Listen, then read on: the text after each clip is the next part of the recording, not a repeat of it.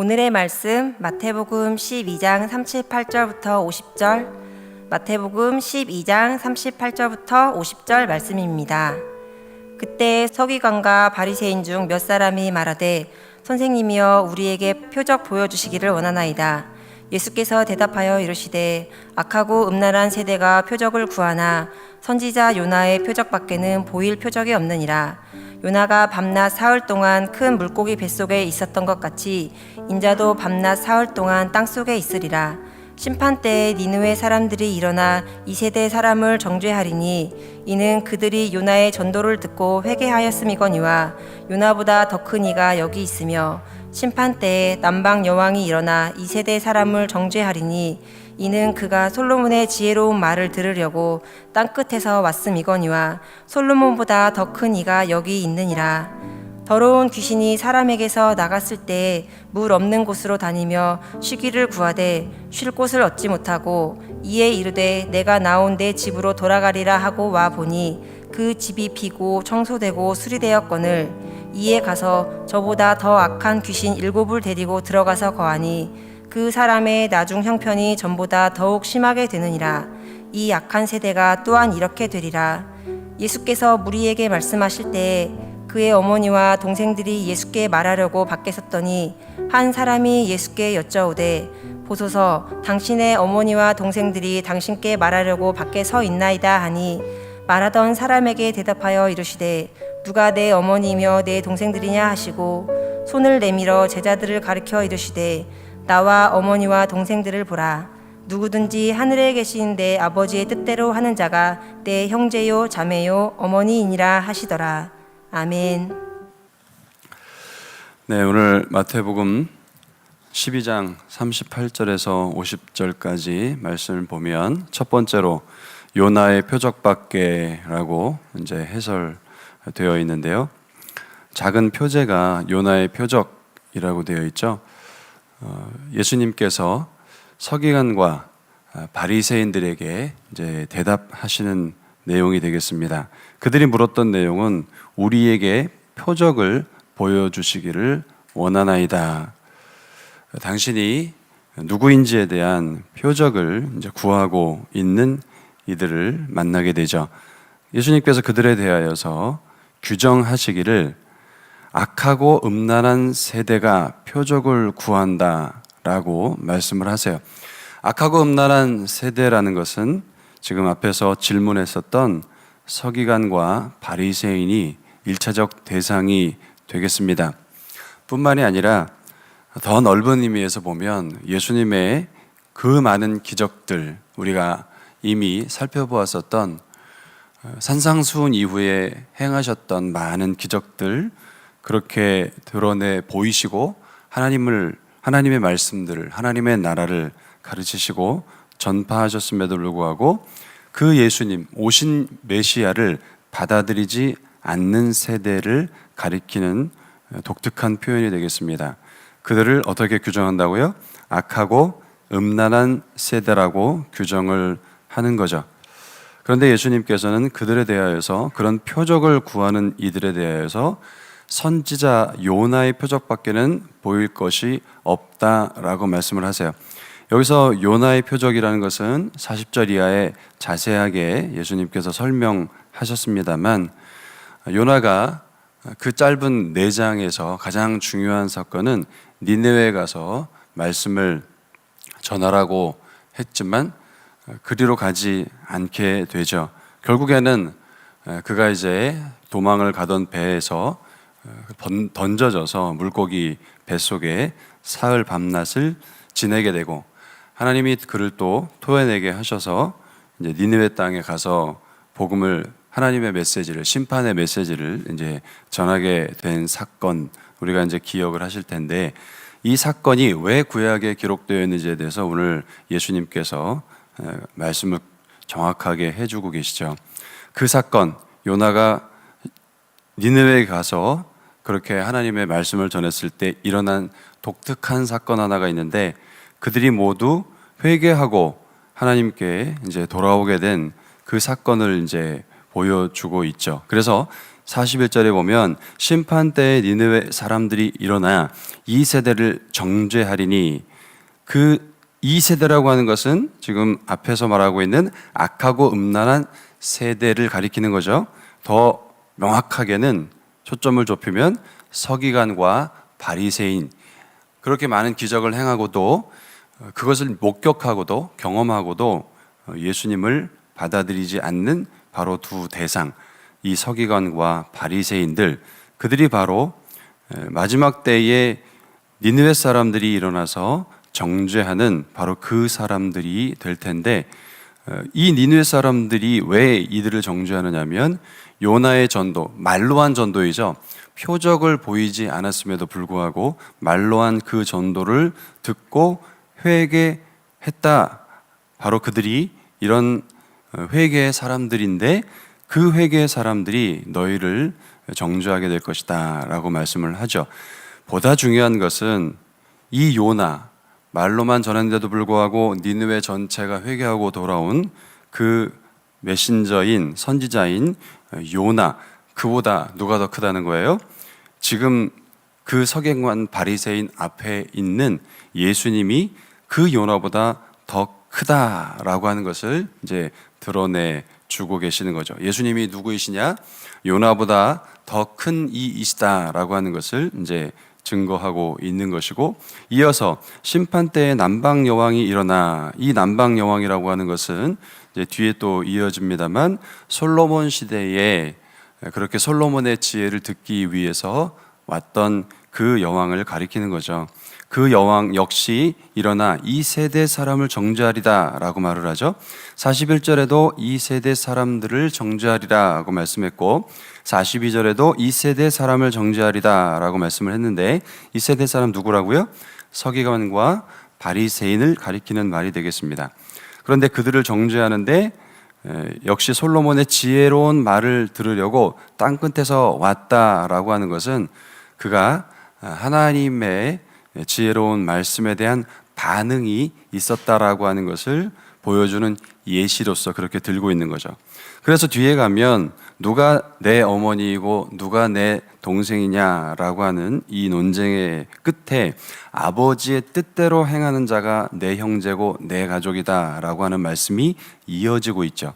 그래서 솔로몬의 지혜로운 말을 들으려고 땅끝에서 왔던 것처럼 솔로몬의 지혜로운 말을 들으려고 왔었던 남방 여왕도 하나님을 경외하는 자로서 여겨주고 있는 장면을 만나게 되는데, 솔로몬보다 더 큰 이, 똑같은 말을 하고 있죠. 요나보다 더 큰 이, 예수 그리스도, 솔로몬보다 더 큰 이가 바로 누구라는 거예요? 지금 그들의 눈앞에 있는 예수 그리스도이시다. 말하자면 지금 예수 그리스도가 이 악하고 음란한 세대를 심판할 분이시다라는 것을 명확하게 밝혀주고 있는 것이 되겠습니다.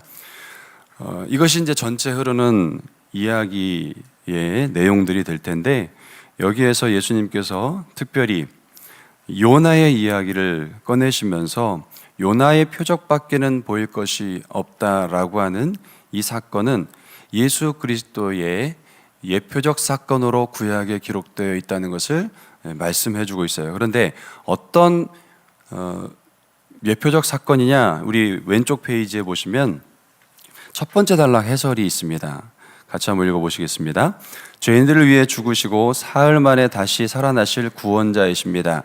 자, 지금 이 사건을 무엇에 비유하고 있느냐면 예수님께서 앞으로 십자가에서 죽으시고 사흘 만에 살아나는 부활의 사건, 다시 말하자면 십자가와 십자가의 죽으심과 부활의 사건, 그것이 구약의 예표가 되어 있다라고 하는 거죠. 오실 그리스도에 대한 예표적 사건이 구약의 곳곳에 등장을 하죠. 우리 히브리서 묵상할 때에는 아브라함 기억하시죠? 아브라함 때에 누가 반짝 등장을 했었는데 누군지 기억하세요? 멜기세덱이라고 하는 사람이 등장했었죠. 정말 뜬금없이 잠깐 등장을 했었죠. 그 역시 대제사장으로 오시는 아론의 반차를 따르지 않고 대제사장으로 오시는 그 예수님을 증거하기 위해서 하나님이 역사 가운데 반짝 드러내신 사람이었다는 거 우리 히브리서 묵상할 때 살펴보았습니다. 요나도 역사에서 갑자기 니느웨로 가서 복음을 전하고 또 그들이 회개하고 돌아오는 이해가 안 되는 스토리가 거기에 있어요. 어떤 선지자도 그렇게 이방에 가서 복음을 전하지 않았는데 요나를 그렇게 보냈단 말이죠. 그런데 이 사건이 바로 왜 거기에 기록이 되었는지에 대해서 예수님의 입을 통해서 증거하고 계시는데, 그것이 이 멜기세덱도 예수님의 제사장적 사역을 그렇게 보여주는, 예수님 유다의 자손으로 오셨으니까 왕적 혈통을 지닌 것은 우리가 다 마태복음을 통해서 1장에서 우리가 확인을 했었습니다만, 예수님의 이 예표적 사건이 이해가 안 된단 말이죠. 어떻게 그분이 우리의 메시아일 수가 있느냐라고 하는데, 이 요나의 사건을 통해서 예수님의 십자가와 죽음이 요나가 물고기 뱃속에서 들어있었던 3일의 죽음의 시간, 심판의 시간, 그렇게 여겨지는 거죠. 그것이 바로 오실 메시아에 대한 사역의 예표가 되고 있다. 이해가 되시죠? 그렇게 지금 구약 속에 독특하게 드러나고 있다는 것이고, 오늘 예수님은 예수님의 입을 통해서 이 요나를 그렇게 드러내주고 있다라고 하는 것입니다. 계속해서 읽어보겠습니다. 요나가 밤낮 사흘을 큰 물고기 뱃속에 있었던 것처럼 예수님도 밤낮 사흘을 무덤에 계시다가 부활할 것입니다. 십자가와 부활은 예수님이 보이실 표적 중에 최고의 표적입니다. 악하고 음란한 세대를 건져낼 수 있는 유일한 길은 그 죄를 위해 죽으시고 다시 살아나실 십자가의 표적밖에 없습니다. 수많은 표적을 보고도 믿지 못하고 또 다른 표적을 요청하는 악독한 이들에게 요나의 표적을 주신다는 것은 여전히 그들을 포기하지 않으셨고 그들을 위해 십자가의 길을 가실 것이라는 뜻입니다. 아멘. 우리 지난 주간에 묵상했었던 예수님은 꺼져가는 심지를 끄지 아니하시고 또 흔들리는 갈대를 꺾지 않으신다라고 말씀하시면서 자비의 하나님으로서 우리 가운데 나타나는 것을 볼 수 있는데, 이렇게 악하고 음란한 세대임에도 불구하고 그렇게 표적을 보여주시기를, 그렇게 많은 표적을 보았음에도 불구하고 또 다른 표적을 구하고 있는 이들에 대해서 굉장히 중요한 밑줄 그어야 될 표현이죠.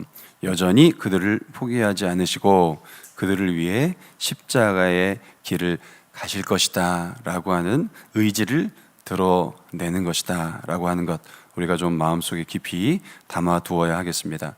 말하자면 예수님께서 꺼져가는 심지를 끄지 아니하시는 대상이 연약하고 또 죄인들이라고 여겨졌던 그런 창녀와 또 세리들 뿐만이 아니라 예수님을 거절하고 반대하는 자들에 대해서도 예수님은 끝까지 포기하지 아니하시는, 그들의 꺼져가는 심지를 살리시기를 원하시는 아버지 하나님의 자비를 읽을 수 있는 중요한 대목이 된다는 것이죠. 그래서 예수님은 하나님의 자비를 그대로 드러내는 분이시다라고 하는 것을 우리는 단적으로 보게 됩니다. 그러나 우리 네 번째 단락에 보시면 예수님을 거절한 서기관들과 바리새인들은 귀신의 거처가 될 위험한 큰 빈집과 같은 사람들이다. 말씀의 은혜를 경험하고도 결단하지 않고 두 주인을 섬기는 외식하는 사람들이다. 더 철저히 귀신에 매여서 더욱 비참한 인생을 살게 될 것이다. 누가 그렇다는 거예요? 표적을 구하는 악하고 음란한 세대, 그들이 누구라고요? 서기관과 바리새인들이더라 라고 하는 것입니다. 그렇게 많은 예수님의 기적과 말씀들을 들었음에도 불구하고 그 마음에 예수님 담기를 원하지 않는 사람, 왜 마음속에 예수님이 담겨지지 않는 것일까요? 단 하나의 이유가 있다면 그 마음속에 예수님 아닌 다른 것들이 자리 잡기 때문에 그런 것입니다.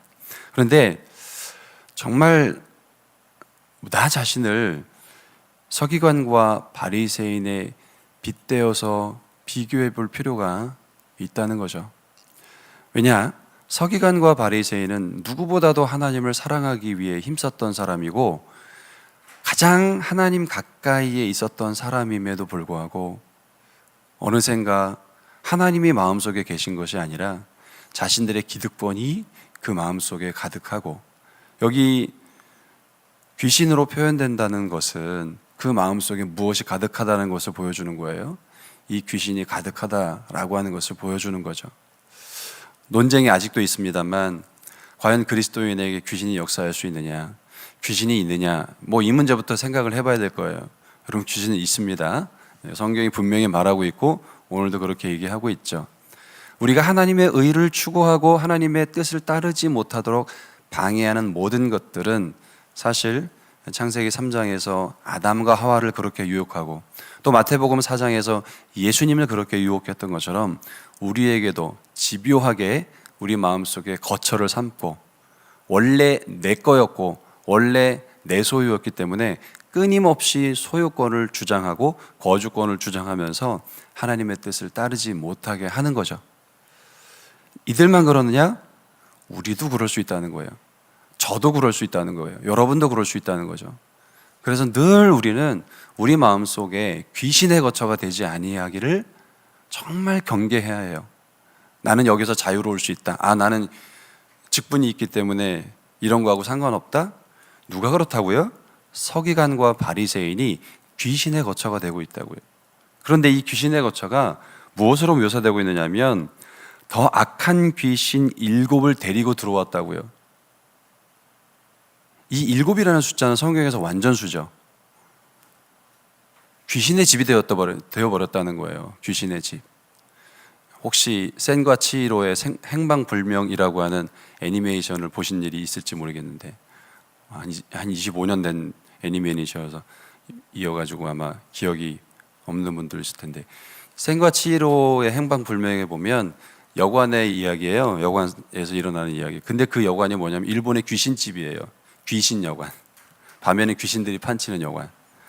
그런데 그 집이 내 자신일 수 있다는 거, 우리는 그것을 정말 경계해야 하겠습니다. 늘 신앙이 있다라고 생각이 들어질 때 우리는 내 자신이 귀신의 집이 될 수 있음을 늘 생각하셔야 합니다. 그래서 예수님이 내 마음속에 계시기를 사모하는 그런 순전함, 겸손함, 늘 선자는 넘어질까 조심하라고 하는 말씀으로 우리의 마음이 예수 그리스도로 채워질 수 있게 되길 바랍니다. 그래서 마지막에 중요한 말씀 하시죠. 누가 지금 42절을 보시면 한 사람이 예수께 여짜와 오되 보소서 당신의 어머니와 동생들이 당신께 말하냐고 밖에 서 있나이다.